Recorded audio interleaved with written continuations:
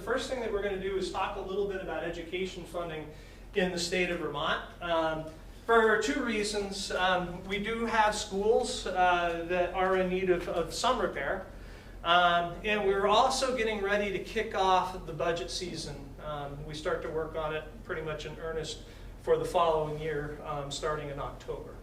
And so this is an opportunity to hopefully kind of educate the community a little bit so that folks can understand how the system works and hopefully be able to predict a little bit about, hey, you know, if we're raising what we're spending within the district, if our costs are going up, you know, can we tell what the impact is going to be in terms of the local taxpayers? And the short answer is no, you can't, just because of how things are structured.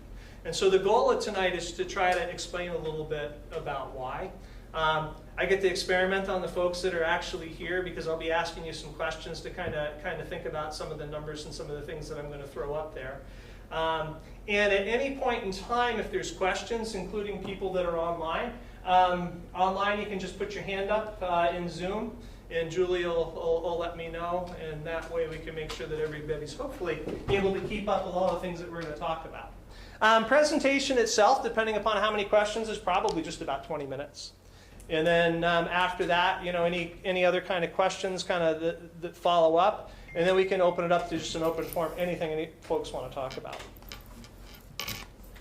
So, like I was saying, the purpose of the presentation tonight is to give people a real strong idea of how the education funding system in Vermont works. To do that, I'm going to give folks some simplified examples. Because if you can think yourself through the process, not only will it stick with you, it'll really make sense. But again, the goal is if you can walk away from tonight and understand what happens when all the districts around us, you know, raise their budgets and we lower ours, you know, what the impact on us is going to be, and vice versa, then we've kind of accomplished our mission here tonight. Right? Because the thing with the Vermont education funding system is that everything is interconnected. Right? So we're going to start here. We're going to start with Act 60 really quick. Act 60 came along, I don't know, 20, 30 years ago now. And it was an attempt to equalize education funding across the state. Prior to Act 60, the towns pretty much paid for the local schools. So if you had a really wealthy town like Essex Junction in that day that had, you know, IBM there, which was in its heyday, you know, all that tax money flowing in and a high population density, they had a really good tax base. And they were our rival, you know, when I went to Colchester in those days when I went to high school there. And, you know, they had a swimming pool, they had their own hockey rink, they had a nice rub court track, they had outside lights, they had ex-Olympic coaches for to coach their teams. And so they really had quite an education system. And I also spent some time in some of the smaller districts in and around Castleton State College, where I got my first degree. And because their population densities were so small, they did not have a lot of funding to support their schools. And so it wasn't unusual to have water leaking in the buildings from the ceilings in the classrooms to see books that hadn't been replaced in 50 or 60 years. And so the state of Vermont passed Act 60 because it said, look, you know, if we're supposed to, under the Constitution, educate students, we got to make sure that they're all getting an equal shot, all getting an equal amount. So we're going to start a little bit with how the budget process works. And what happens, as you all know, is that in March there's the big vote, and you go out and you vote on your school budgets. And what you're really doing when you vote on those school budgets is you are telling the state of Vermont how much it needs to raise and have in its education fund to pay for education here. It's like sending them a bill. So in March, all the districts around the state, they have their votes. They send in their bills to the state of Vermont, and when all those bills get there, the state of Vermont knows how much it needs to supply in the education fund to pay for education across the state. So, you know, if they need this much, right, that's what the bills come to. Some of it's already covered because they have some sources that send money into that education fund, right? You got the rooms and meals tax, the sales and use tax, the lottery tax, and the marijuana tax. So some of that money is already sitting there. But what's left has to come from somewhere, and that's what comes from the taxpayers. Right? And that's what your tax bills are based on. So the important thing to walk away from this is that all the towns send in their bills, the state realizes how much money it's got to raise, and who pays for it in the state? Everybody. Okay? And so that's an important concept in what we talk about tonight. When our budgets here are going up or down, if they go up, everybody across the state of Vermont pays for it for the most part. When they go down, everybody across the state of Vermont benefits from it. And so we really have very little control over what happens to us locally based upon what we do locally. And it's an important concept when we talk about we got this system here, how can we leverage it to make sure that we're doing what we can for our buildings and for our students. So we're going to talk about these two a lot. We might touch on this one. But when schools are sending in their budgets, that tax money that's being collected by the state to pay for them is actually dumped into a couple of different buckets. And the first one is called the Tier 1 bucket, right? And it's called the base education amount. We'll talk about that in detail in a minute, because this is the really important one. This is the one that was set up by law to make sure that all students were getting equal funding for education. There are some districts that can't run, and as a matter of fact, there are most districts that can't run on this amount. And so they start to look for money from what they call the Tier 2 risk pool, and we'll explain in a little while why it's called a risk pool. Okay? So the big thing is, right, there's taxes are separated into two buckets. The first one is that Tier 1, and it's called the basic education amount because that's what it is. It's the amount required to provide each student in the state of Vermont with a basic education. Therefore, the state of Vermont supplies this amount for each student. And this number actually relates to something that everybody has heard about. If you've looked at school taxes before, do you know what the word is? It comes up. The yield. Yeah. So the yield is the basic education amount. And I'll give you some real numbers here. So in 2022-2023, the property yield was $15,443. The other way of saying that is that the state of Vermont established that for a child in 2022-23 to get a basic education, they had to supply the schools with this much money per child. So in the case of Two Rivers, in that year you had about 930 students. The state gave you $15,443 per student.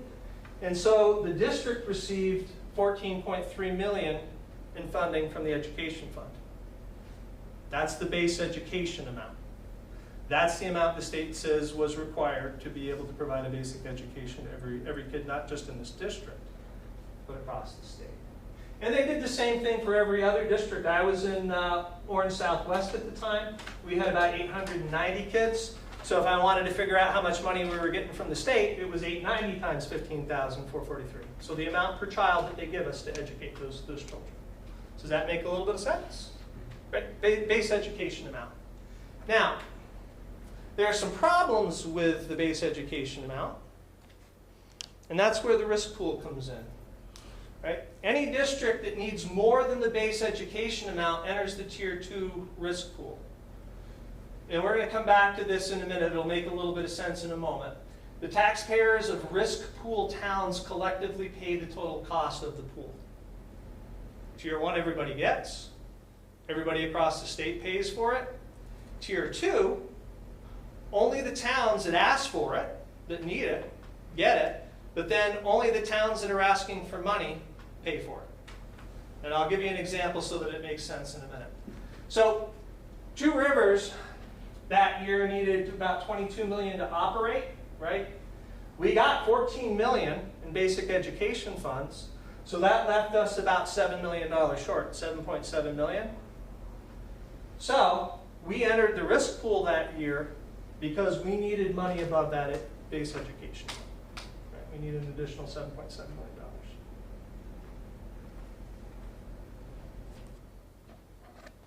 So we're going to take a look at two examples that'll hopefully make the difference between those two tiers of tax funding make a little bit more sense. And we're going to do it by playing pretend here. We're going to pretend that we've got a state that only has 4 school districts in it. We've got Two Rivers, we've got White River, we've got Central Vermont, and we've got Champlain Valley Union. This is how many taxpayers are in each town. And just to simplify things a little bit, we're going to pretend that to provide the basic education amount, the Tier 1 amount, to provide a basic education to the students in those districts, we need $10 million. Make a little bit of sense so far? Who is going to pay, since this is Tier 1, who is going to pay for that $10 million? Basic education amount? Everybody. Everybody. So in this case, everybody is Two Rivers, White River, Central Vermont, and Champlain Valley. So those 45,000 taxpayers are going to pay for that $10 million. Right? That's the basic education amount. We're all responsible for it to make sure that every child in the state of Vermont gets a basic education. And if you do the division, right, each taxpayer, right, 45,000 into 10 million, each taxpayer is going to pay about $222. Pretty simple. So that's where your taxes would come from that year.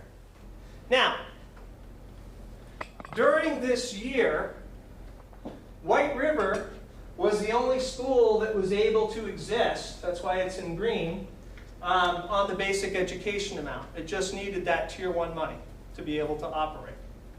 We've got TRSU, we've got Central Vermont, and we've got CVU that weren't able to operate on that basic amount, so they had to enter the Tier 2 risk pool to get the additional money that they needed. For us, we just needed $250,000 more. Central Vermont needed $3 million more, and Champlain Valley Union needed $4.75 million more.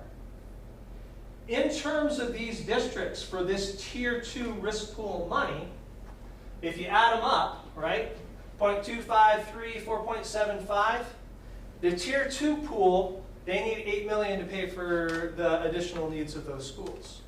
Who is going to pay for that $8 million? Schools. Which ones? Depends on how much you need. Depends on who entered the pool, right? Since White River entered the pool, they're not going to be paying for it, they're taxpayers. But since CVU, Central Vermont, and TRSU all needed to enter that pool to be able to run their schools, they're going to pay for that $8 million. And here's where the kicker is when they pay for that $8 million, how do they do it? Every taxpayer in those 3 towns pays equally. So if TRSU this year had just paid for that $250,000 or could just pay for that $250,000 locally with its 10,000 taxpayers, they would have paid an additional $25. But because you're in the risk pool, what ends up happening is you're going to pay $267 for that Tier 2 money because you're also paying for Central Vermont and CVU's needs. And then you got to add that to the base 1 amount that you're paying. And so while White River is at $222, we're at $489. And we lost out on that deal, right? Because our taxes, the majority of what we paid into Tier 2 went into to supply those other 2 districts. Okay. So it's really important to try to understand how this money works. And it's going to be really clear by the time we get done that what we do locally doesn't make a hill of beans difference in terms of your taxes. It might have a penny or two per $100 of assessed value of your properties, but that's about it. So, let me just ask a question. Yeah. That's only true if you have to go into the Tier 2 money. Mm-hmm. If you don't have to go into the Tier 2 money, then you're at the base rate. You're at the base rate. I do not know of a school in Vermont that can exist on the base rate. So again, we were using pretend examples. There are about 62 districts in the state of Vermont. You know, if there's 1 or 2 that can do it, it's possible, but it's unlikely. My guess is at least 60, if not all 62, are taking some money out of that Tier 2 risk pool. They get some money from it to operate, because the base education rate is just too low. And it's set by a state formula, that base education rate. All right, so let's see if we can ask a couple important questions here based upon what we talked about.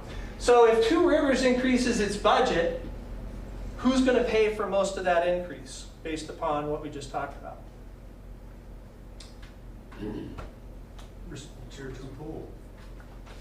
The Tier 2 pool, but in terms of the taxpayers across the state, who pays for it? Everyone. Everybody. Since pretty much every district's tapping into that Tier 2 pool and we all get the basic education rate, everybody across the state is paying for it.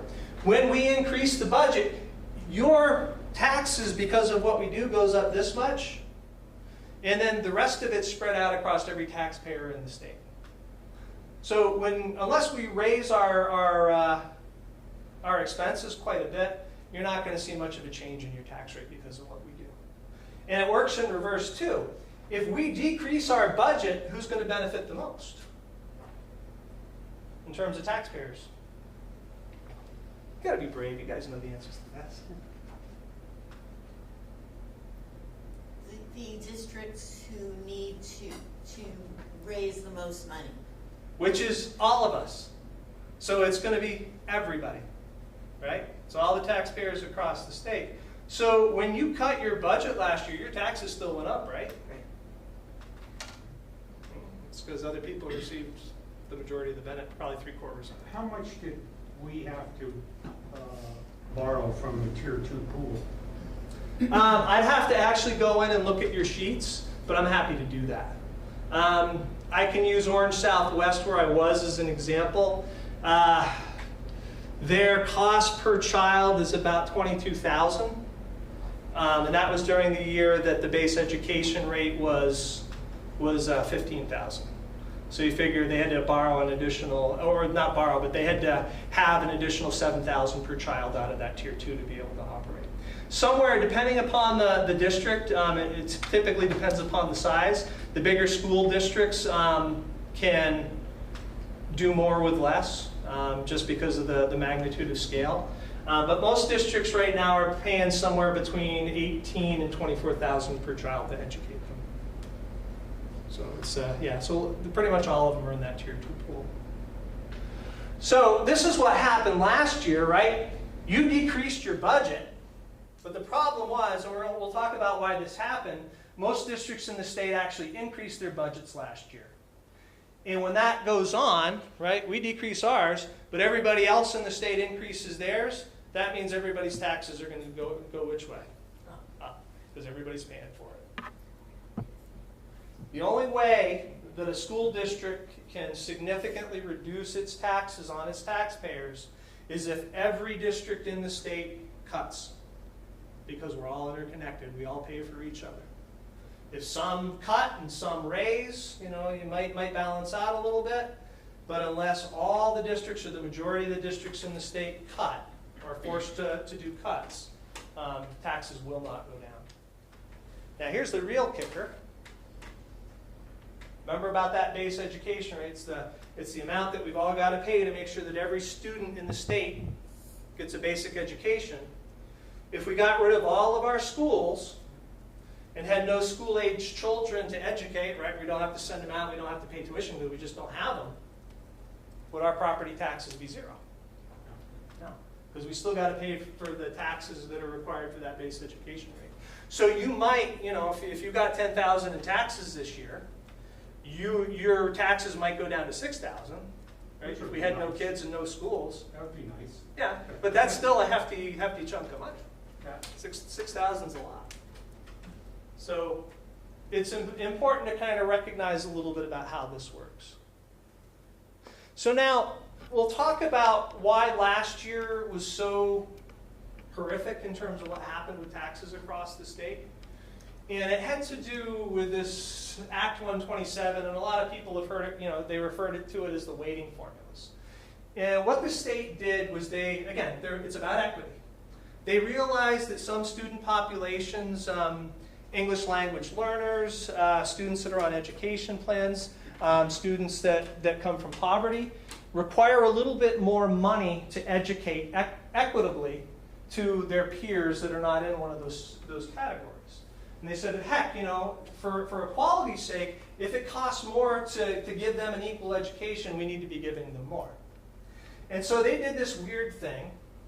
And what they did is they said, okay, what we're going to do, instead of just giving you a chunk of more money because, you know, you've got 40% like OSSD did of, you know, students that are in poverty, instead of just giving them a chunk of money for that, they said, we're going to adjust things in this funny way. So in the example of Orange Southwest, that year, 2024, we had 858 students. They took a look at our district and said, wow, 40% of your students are on free and reduced lunch, and they cost a lot more to educate. So we're going to give you credit for 1,524 students. Even though there's only 858 that are going to your school. We're going to give you that base education amount for more students to make up for the difference in the cost that's needed to educate those other students. Does that make a little bit of sense so far? Right. Right, so remember, base education rate is the amount to educate a child. You multiply it by the number of students that you have, and that gives you the amount of money that you get from the state in the Tier 1. Who pays for the extra meals and stuff? If it's in the if it's tapping the education fund, we all do. Yeah. And so you're hitting on another point, is there are a lot of mandates that the legislature has put into place that really raised our taxes that had nothing to do with what the schools were doing. So this is going to be a key concept, and it'll make sense when we look at a couple numbers in a minute.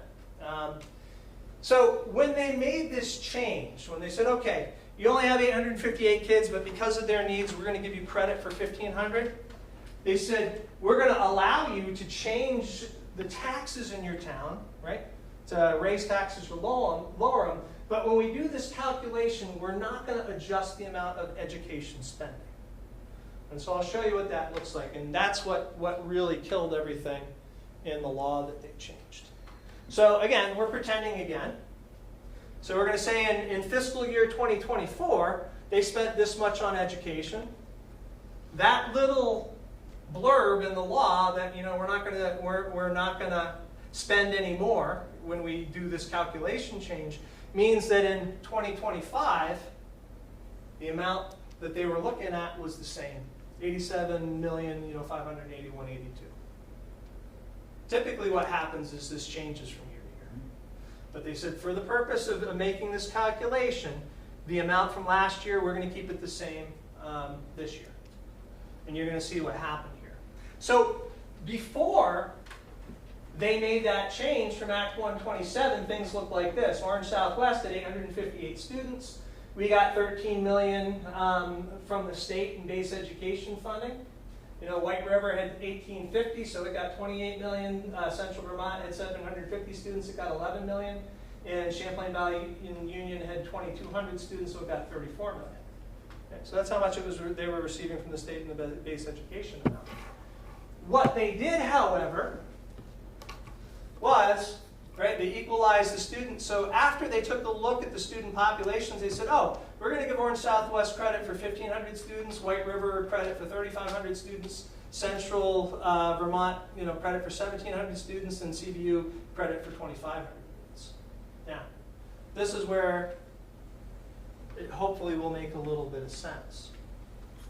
In this scenario, on the left, the total number of students in the pretend state here is 5,658. When you divide that into this amount, that's how much you're going to get per student. They kept this amount the same, but the number of students, because of what they did, increased dramatically. I divide that into the same amount, and the money that you're going to get, therefore, has got to go down. So this year, you were getting $15,479 per student. This year, you're only getting $9,449. Well, hopefully it'll balance out, right? They're giving me credit for more students, but they're giving me less per student. So let's kind of see what the effect was. Orange Southwest made out like this district did. You actually had a $1 million gain or so, a little bit over $1 million because of it. Right? That's what happened to Orange Southwest. Because of this change, they saw about $1 million increase in terms of what they were getting for the state that year. White River Valley, right, went from 28. They got a $5 million increase. Well, they had a lot more kids. Central, they had a really big increase as well. But what happened to poor CBU here? They had 34 million the previous year to operate under. The next year, they only had 23. Right? Because their number of students went up, but it didn't go up all that much because they don't have a lot of students that are in those subcategories. And they were getting a lot less per student. So they ended up losing a significant amount of money. What's that, about $9 million? They operated in 2024 with $34 million. Is there any way in heck they're going to be able to operate in 2025 with $23 million? No. So they're going to have to do what to their taxes? They're going to have to raise them at least to this point and probably a little bit higher because the cost of things has gone up. And when they made that raise, when a bunch of school districts were in this boat and had to make up for that loss, who paid for it? All of us. So all the state really did with its formula is took the same amount of money and readjusted, reapportioned who got it. It left some districts with too little, so they had to go out and raise their taxes significantly just to get back to where they were, and we all paid for it. That's what happened to your taxes last year. That's why when this district went through and it was cutting and cutting and cutting, trying to do the reasonable thing and help out the local taxpayers, it didn't have an impact. Because there were a number of districts across the state because of this change that just to be able to get back to what they were operating on in the previous year had to have dramatic increases, millions of dollars in increases. Does it make a little bit of sense? You won't remember it after this, but hopefully some of it's clicking a little bit. So there's a couple of points to make here, which I think is important. And we didn't even talk about the other big elephant that goes into taxes yet, which is the common level of appraisal. But there's really very little that a district can control about its expenses. We can control a little bit about the revenue that we generate. If we have students that are tuitioning in from outside, usually we get about, I don't know what your announced tuitions were. They're probably in the $21,000 or $22,000 range. OSSD, we used to get quite a few tuition in students. We used to raise about $600,000 a year from tuition students coming in. The only other thing that we have control over is our discretionary expenses. We have no control over what the teachers are being paid. That's set by the contract. We have no control over what happens to benefits each year. Typically, health insurance goes up by 14% as the average over the last 10 years. We have no control over the supplies that we need and those costs. There is very little in terms of discretionary expenses that we have to cut. Probably of the entire budget, and I'll actually have this number when we start going through the budget this year, it's probably of the entire budget, this is probably somewhere between 3 and 5% of it. Everything else is what we call mandated, right? We owe it either because it's required to operate or it's mandated by contracts. So the things that were out of our control last year, it's the reset of the Tier 1 tax calculation. It was that weighting that we talked about, that reset that base education amount for everybody. It actually made it lower. Everybody got less per student.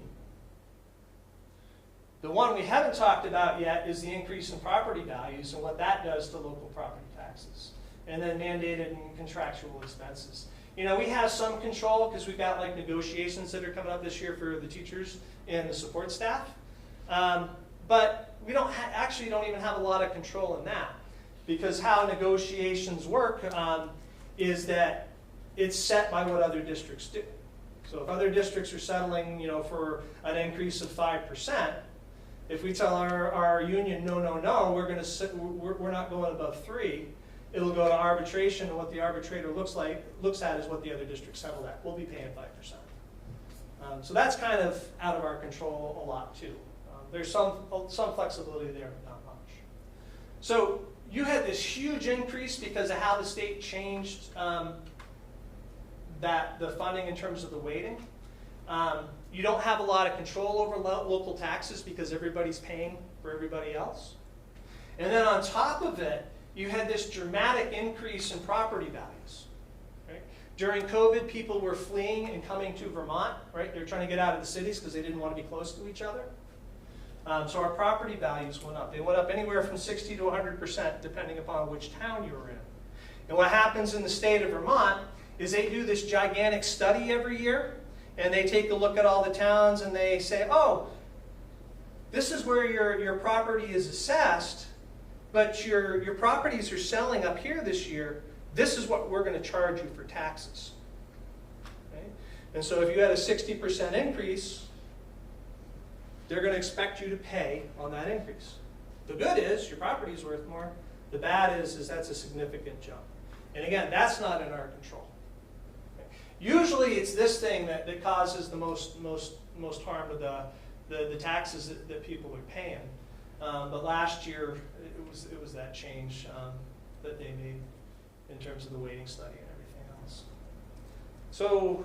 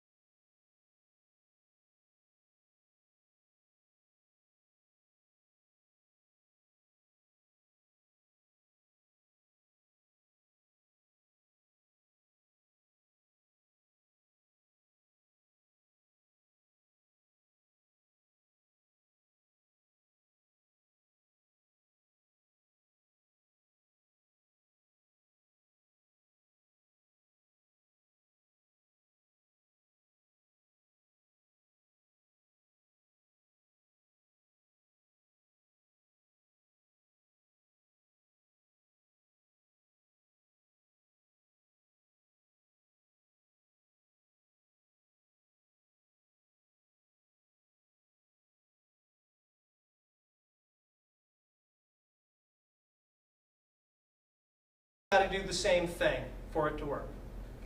The majority of the districts have to reduce their budgets if taxpayers are going to see any relief, right? Because we all pay for each other.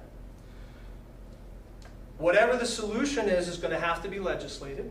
The legislators are going to have to say, all districts, this is what you will do.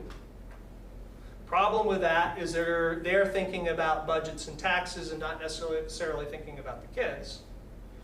And the only two real things that they can go after is one is staffing levels. The cost of staff are usually 80 to 90% of the budget, right? So if they force every district to reduce their staff, and they're already talking about it, you know, that would reduce taxes. Not necessarily for it, it all depends on the districts. Some districts are overstaffed, some are not. The other thing that they can do, and there's some caveats to it, is consolidate schools. It costs a lot of money to run 5 different schools. Okay? If every district in the state had one school on one campus, we would take the 300 buildings in the state of Vermont, public school buildings, and we reduce it down to about 62. if they were smart, what the legislators would do is they would combine legislation to force people to combine schools with an incentive. If you're willing to combine your schools, we will provide you matching funds to build a new one on a centralized campus. And what are the benefits of that? Well, over the course of time, taxes in the state of Vermont will go down. They're either going to go down even more because everybody is going to have a really high efficiency building. You can make changes in the buildings, like why do we have tiles on the floor that I have to spend Lord knows how much money in terms of manpower to strip the wax off every year and put a new coat on, when we could put modern flooring in that just needs to be mopped once in a while. You've got the efficiency of new heating and cooling systems. You know, our system here is probably 40, 50 years old. The new systems are 35% more efficient. So you got the savings in terms of electricity. If they really wanted to do it well, they'd put heat exchangers for HVAC. They'd give the kids air conditioning as well. They'd put solar panels on the roofs, and it would all be paid for free. Is this the Vermont Superintendent's Association position? Has this been put forward? No, this is what I've been talking about for the last 2 years, to try to get them to listen. How aware is the Commission on Education of your? So the Commission on Education has, well, there's a third lever too, which we can talk about. But the Commission on Education has picked up at their last meeting. They are starting to look at staff ratios, which means they picked up, staffing is probably a part of this equation. Mm-hmm. And they've started to talk about doing a study to see how many schools are needed to educate Vermont students. So it means they picked up on the school. It's such a good idea. Have you been in touch with other superintendents who agree with this strategy? I actually sent a letter last year, I think it was to the governor. I have to go back and look, kind of explaining this, and didn't hear much. Wow. So again, there's a focus there. But this is a long-term project, right? If we're going to replace the buildings, and we got 62 districts now because Vermont is geographically spread out, you might need to make a couple of more districts, right? Because you don't want kids on a 4-hour bus ride every morning. But if we end up with 70 big schools that are all brand new and efficient, and we're not having to pay heating and cooling on them, that's a huge decrease in terms of taxes. I think that's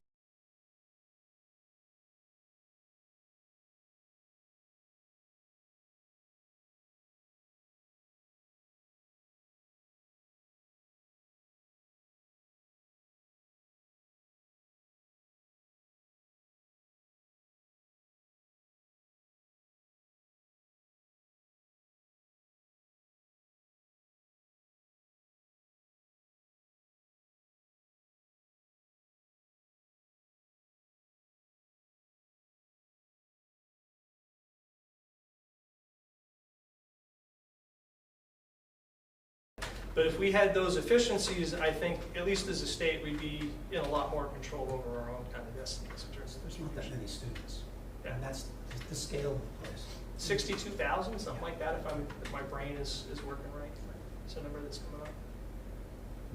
So. I just think they need to ante up more from what they're doing. I went to a meeting down in Weston with the senators that they had an open forum there. And I asked the question, why isn't there enough money in what is being funded? The marijuana tax and the lottery and all that stuff. Where's all that money going? And the lead senator said, well, when our budgets come out, we pick and choose different things that we take money on. So there's not a set amount in those things. They can pick and choose out of those accounts, robbing it from us. Yep, and they have done that. The thing that we're facing this year, based upon what I was taking a look at from the legislative brief, is that last year, to try to help reduce taxes, they pulled $69 million in from an outside source to help kind of reduce it across the state of Vermont. That $69 million is not available this year. So not only, are you probably going to see some, other upwards increases because of this change still, but they also have to make up for that $69 million. So they're predicting, they're predicting that if every district stayed the same next year in terms of its spending as this year, that everybody's going to see a 7% increase. Again, the legislators have to take this on. Locally, we can't do it because we're all connected to each other. If we're not all working in tandem together to reduce things properly so the kids are still getting well educated and we're maintaining safe buildings, it's just not going to happen. And the only way I can imagine getting 62 districts to do the same thing, like anything else in the United States, is for people to say you got to do it. Yeah. Layne, Wendy on Zoom has a question. Sure. Wendy, go ahead. It's just partially on your topic right now. I'm curious about how we know what the costs of consolidating would be. Like you mentioned, there are costs of transporting students further, there are costs of making new buildings. I've been reading articles about even with the consolidation we have currently done has saved or not saved in many cases. And so it sounds like the conversation is just assuming that this consolidation would save money, but I haven't seen that in the figures and I don't know where to find that. So here's the logic right now, and I can tell you how we could figure it out. And the state actually started a project that could give them the information to be able to determine that a year or two ago. So let's see if I can remember all these pieces. In terms of potential savings, you know, we've had a company come in, EEI, that took a look at our buildings. It's a project company to say, you know, hey, you know, if you revamp the systems, these will be your savings and efficiencies. Those same sorts of companies could come in, take a look at the districts and say, do a cost analysis and say, hey, you know, if you build this building with all these efficiencies built into it and you got rid of the other ones, this is what your savings would be. Now, the state of Vermont started a process that might actually have gotten a lot of that work done. 2 years ago or 3 years ago, they did a study across the state where a project company came around to every building in the state of Vermont to evaluate the condition it was in. And they looked at heating systems, they looked at plumbing, they looked at the age of the building, how close it was to the end of its useful life. So they've already done the groundwork for that across the entire state and every building here. All they would have to do now is put the dollars on it. And so it wouldn't be a heck of a lot more work. But yeah, a project company could come in and do that. There was another piece to your question that was important and I've forgotten it. I don't know if you can remember it for me. No, it was mainly just about calculating what the cost of consolidating would be so that we're not just assuming that there would be a savings from it. Yeah, actually you just triggered what it was. So under the current education funding system, because we're all paying for each other, if we were to cut a school in this district or cut 2 schools and consolidate, there probably would be minimal savings, right? Because who's going to benefit the most from those savings? Everybody else. And I think we saw that in round 1 of consolidating. We didn't see anything. Well, the original consolidating, they did step 1, and that was trying to get the districts to come together. So they weren't cutting buildings. But even I came in just as that was kind of wrapping up. I came back to the state of Vermont. The logical next step after you force the districts together was then to force them to consolidate buildings. But trying to force the districts together was so controversial and people were so irritated about it that I think they backed off on doing the second step. So the first step didn't really accomplish a heck of a lot. Right. So I don't think there was any savings because of that first step, or if there was, it was very minimal based upon what I've read. So good, very good questions. You know, the thing that you said that I was really struck by is that, you know, there's a real interest in having 21st century schools and the best possible education and spending money wisely. And, you know, if consolidation resulted in having a modern consolidated school that was reasonably easy to get to, I think that would really appeal to, you know, the broad base of taxpayers. If, you know what would be a neat field trip? I spent 3 years in the financial industry as an operations manager at Mellon Financial. Would be to walk people through their education center and compare it, and then walk through a public high school, even a nice one. There is no comparison. And so there is this idea out there, you know, Maslow's hierarchy. There's certain things that students need before they can actually learn. If they're sitting in this building in in May and June, and it's 99 degrees in here and they're sweating like crazy, are they going to be learning anything? No. Right? Yeah. If the windows are open, Yeah. because the ventilation sucks. And Yeah. they're down to, I don't know what, 39 degrees in their classrooms. Yeah. So there's a lot of science behind the idea that you can set up spaces to enhance education, and that's the other thing is that when these new buildings are built, is you can do things like say we've got this responsibility to train students across all the disciplines, but we want to really focus on science and technology, and there are ways to build classrooms to enhance the ability to teach science and technology. There are ways to enhance teaching literature. There are ways to enhance teaching mathematics, and making sure that the instructional spaces actually support that. It would be great to have more specialized classes, more AP classes, more modern services, with consolidating schools as opportunities. What are there? The scale of the school has a lot to do with what you Yeah. If you had one modern building here, this district's a little bit spread out, but if you had one modern building here and gave up these old ones, the tax savings, again, it would only matter if other districts did the same thing too. Right. So if the state were smart, it would do something like, okay, every year we're going to put aside enough money to help 5 or 10 districts do this. So that after about 10 or 15 years, it's happened to every district in the state. Halfway through that cycle, that 15-year period, you start to see some significant savings. With the evaluation on the state of the building having exhausted so much of its useful life, this is not a discretionary idea. This has to be done. Yeah, you're at a taxes have been high enough, and so understandably, people don't want them going up anymore. So the what's happened has been deferred maintenance for years and years and years, and the problem with that is you got to pay the bill sometime. And the longer you wait, especially if things are starting to fail, you're already paying it. You're paying it in decreased efficiencies, and you're going to pay it big time, like we did in North and Southwest when our 50-year-old heating system crapped the bed the first cold day in November. And the heating system was old enough that the company didn't exist anymore to be able to get the parts. And the parts, we had to go out, I believe it was to China, because the parts were stainless steel and they had to be fabricated.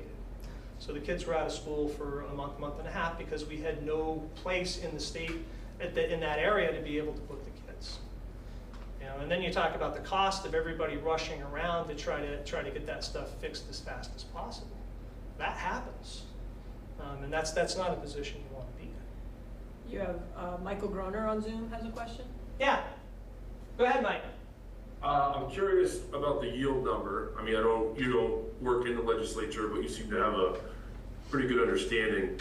Is that number calculated yearly, or is it done X amount of times? So it's calculated yearly, and I believe there is a formula that's set by state statute that determines how it's calculated.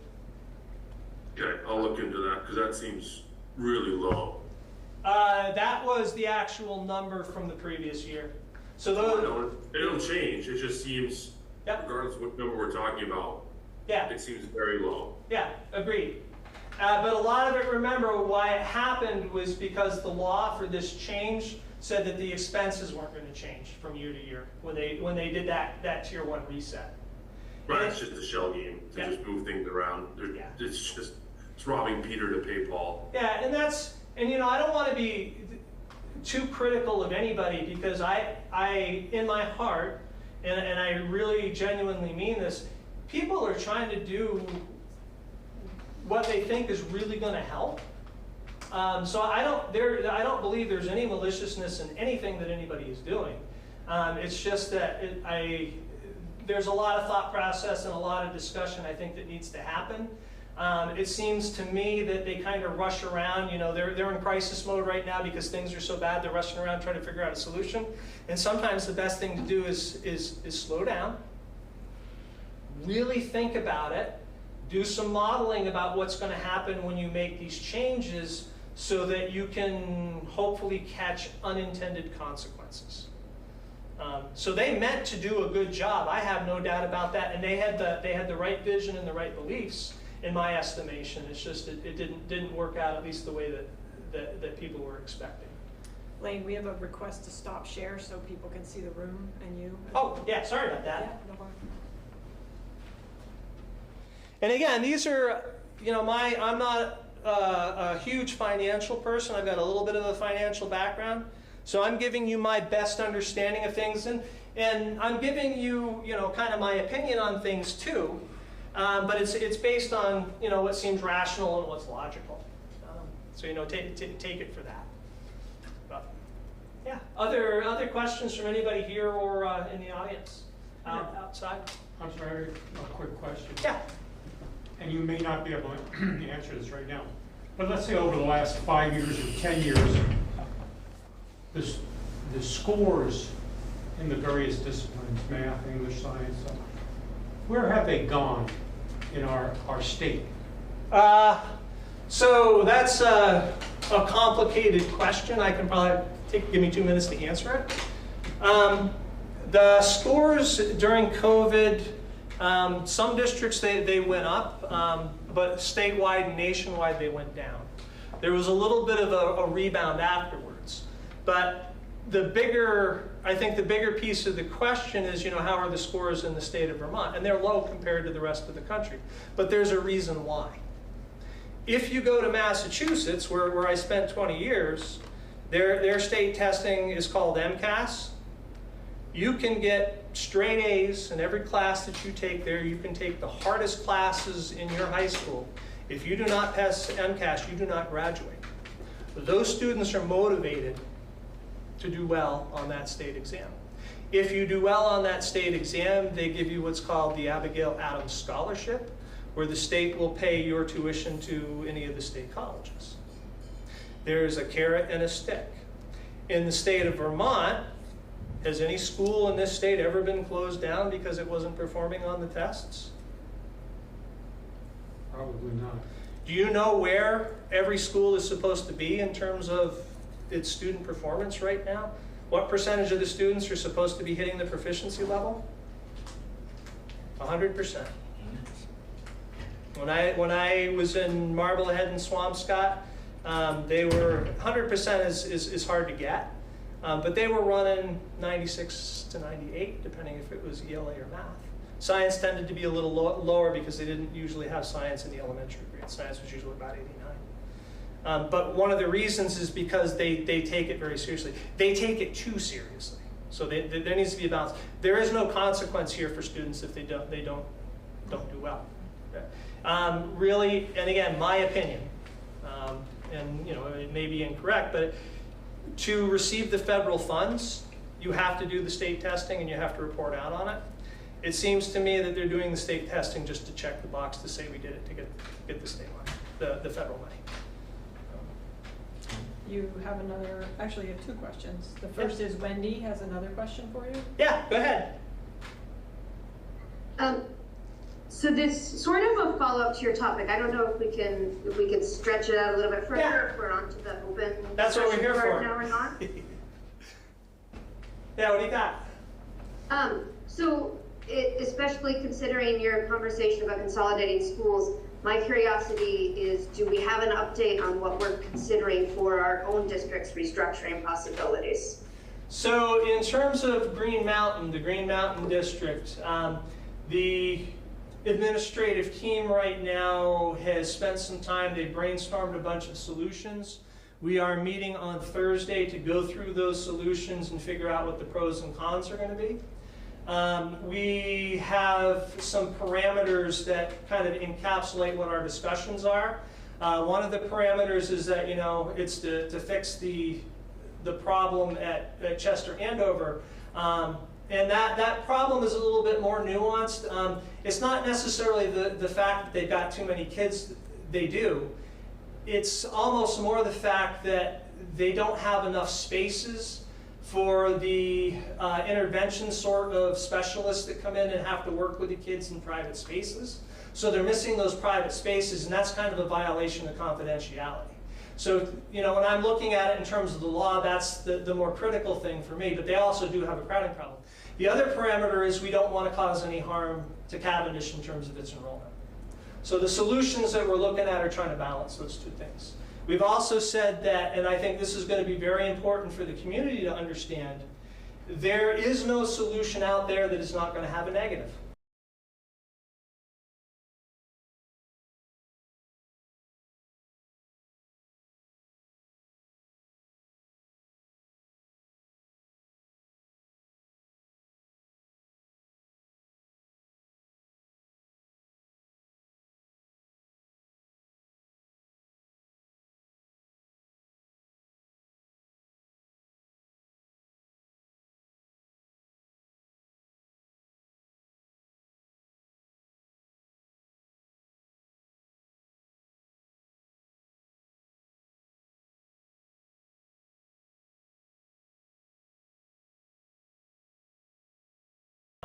But our plan is to be ready for October, November for the board, you know.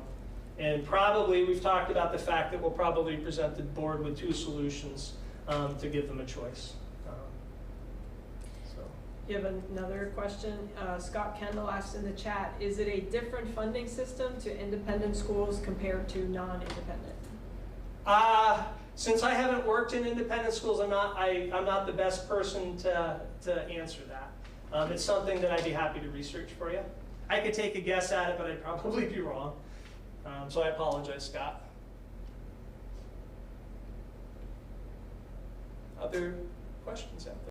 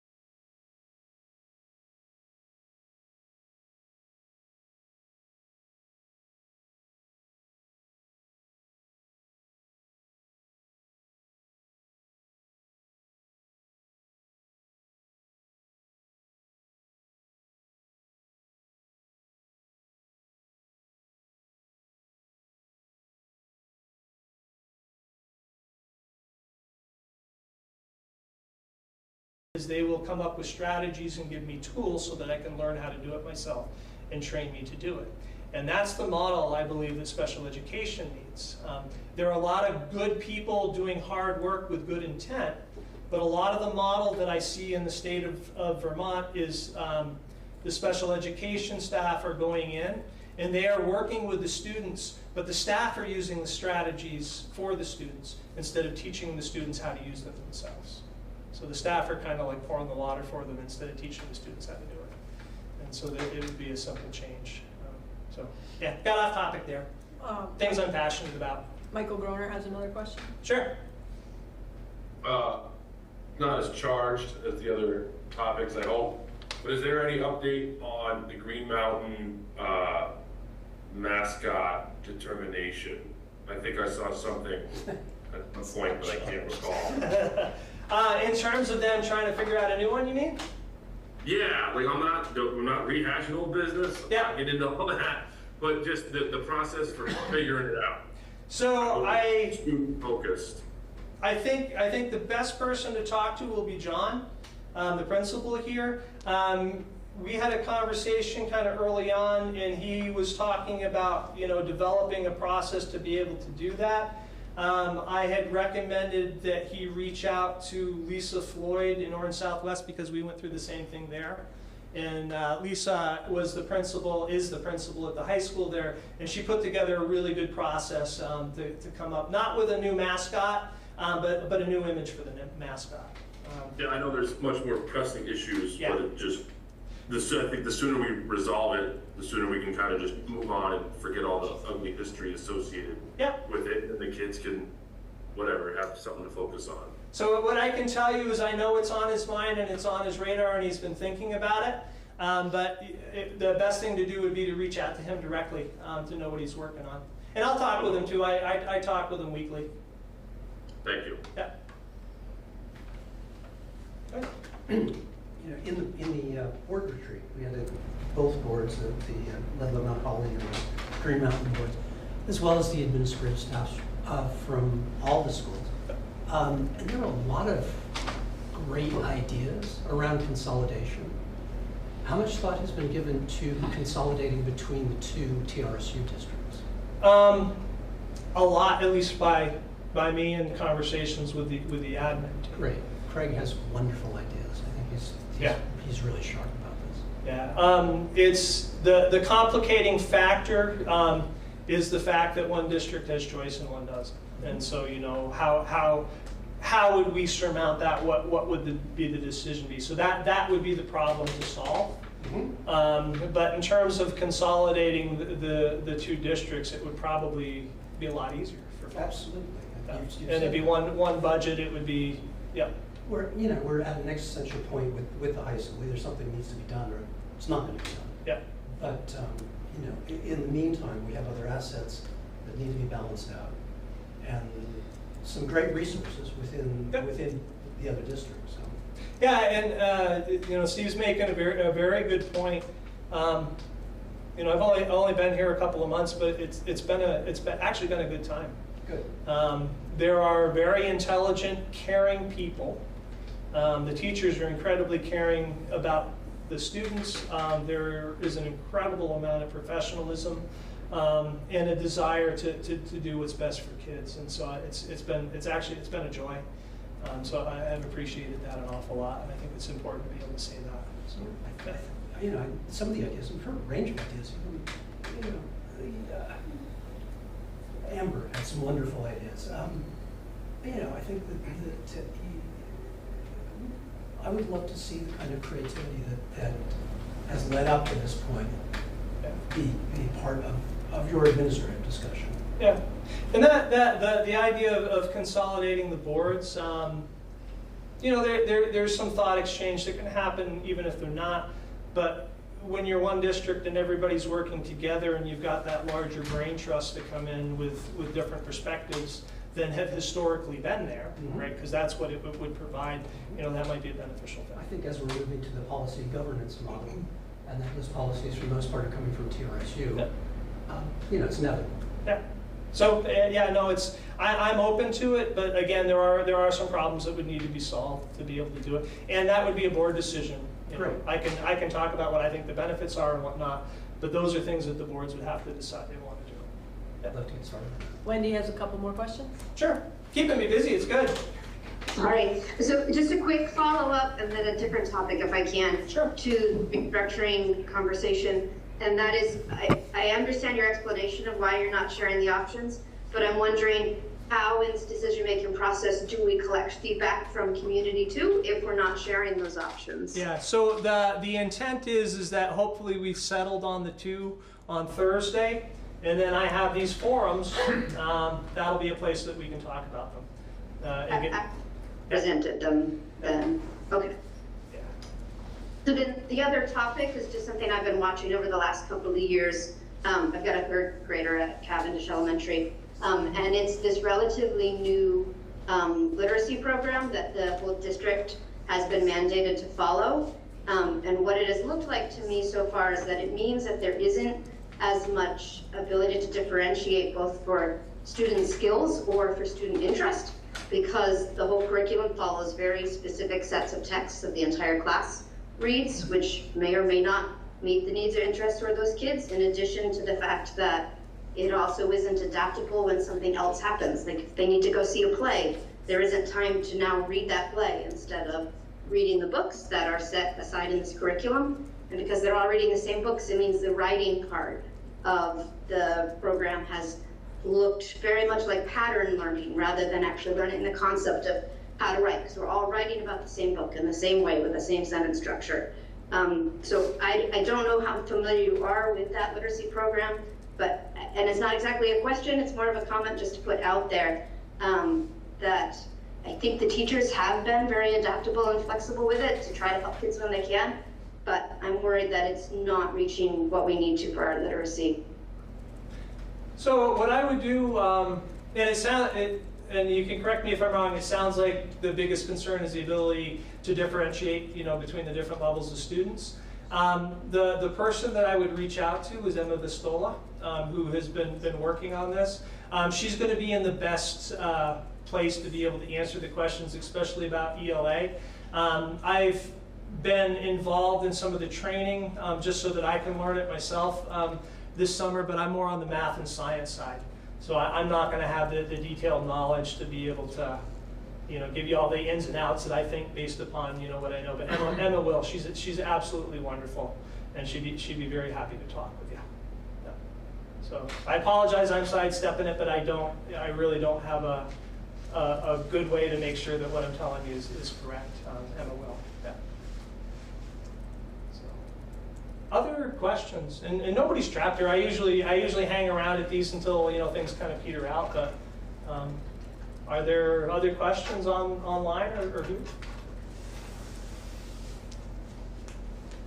All right. Wendy looks like she has a question. Yeah, go ahead. I always get questions, is what I do. I'm curious, is the combined class grade structure that we've got at least a couple of the schools, is that a district-based decision or is that a school-based decision right now? My understanding was at the time it was a district-based. And again, I don't know the logic of the rationale. I've actually, especially at Cavendish, because they just kind of changed to it this year. I was talking with some of the staff last week a little bit about it. Typically, you see the combined grades like that if the enrollments are low and you've got too many staff and you're cutting staff. In terms of educational soundness, it seems to be fairly neutral in terms of English language learning, but it can be harmful in terms of math unless you have the students kind of getting pulled out for their math class so they're getting the full time. Because sometimes if the teacher that's running like a 3-4 group, if they're doing the math as well, each set of students is only getting half the time on math that way. So it can be detrimental in math depending upon how it's set up. I did check with them about that. It sounds like they are doing the pull-out math, so they've got that piece corrected. But it also sounds like currently they have enough staff, potentially to do individual grades. It sounded like they had one grade that was just very low, and I think there may have been some concern about equity with that. So it was either have everybody together or not. Again, my understanding, only being here a short time, there is probably much better ideas and logic behind why it happened. And I apologize that I don't know what that is. Yeah. All right. I appreciate everyone, and like I said, I'll send out reminders. We'll do these at least monthly. I tend to ramp them up a little bit in budget season, just so everybody can kind of come in and talk and understand what we're looking at in terms of budget, and if we're asking for stuff, why we're doing it. So thank you very much. Thank you. Yeah, Thank you. you're welcome.